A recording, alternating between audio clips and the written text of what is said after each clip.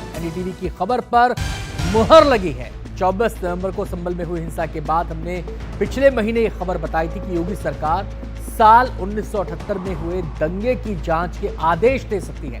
अब यूपी सरकार ने दंगों की फाइल फिर से खोलने के आदेश दिए हैं। इस मामले में गृह विभाग की तरफ से संभल के डीएम और एसपी को चिट्ठी भेज दी गई है।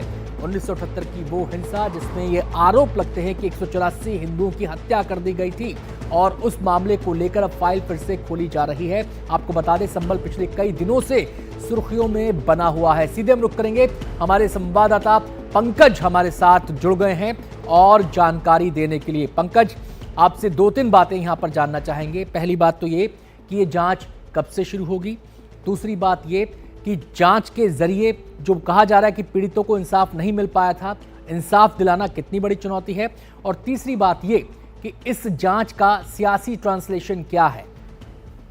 आपका जो सबसे आखिरी सवाल है वही सबसे महत्वपूर्ण है और वही इसके पीछे, देखिए कोई भी चीज होती है उसके पीछे की मोटिव होती है। और ये संभल में जिस तरीके से घटना हुई 24 नवंबर को हिंसा, उसके बाद लग रहा था कि कहीं ना कहीं योगी सरकार को इस पे बैक ट्रैक पे, लेकिन नहीं, यूपी की योगी सरकार ने पूरा एजेंडा शिफ्ट कर दिया है। अब आप देखिए कि पूरे यूपी में जो मुस्लिम बाहुल इलाके हैं वहां मंदिरों की पहचान हो रही है, मंदिर खोले जा रहे हैं, वो मसला अलग है। ये जो हम बात कर रहे हैं 1978 में, अब से 46 साल पहले एक दंगा हुआ था, आरोप लगता है उसमें 184 हिंदुओं की जान चली गई थी। उसके बाद से पूरे संभल का डेमोग्राफी बदल गया, वहां से हिंदुओं का पलायन शुरू हो गया। अलग अलग हिंदू खेड़ा, दीपासराय, बहुत सारे ऐसे एरिया हैं जहां पे पहले कभी बहुत हिंदू हुआ करते थे, हिंदुओं की बस्ती होती थी, अब वहां एक भी हिंदू परिवार नहीं रहता है। यूपी के जो मुख्यमंत्री हैं योगी आदित्यनाथ, आपको याद होगा जब शीतकालीन सत्र चल रहा था यूपी विधानसभा की बैठक में, उन्होंने इस बात पर तब की सरकारों को और विपक्ष को बहुत लताड़ भी लगाई थी और कहा भी था कि आप उस वक्त इतना बड़ा दंगा हो गया, उसकी सही तरीके से जांच नहीं हुई।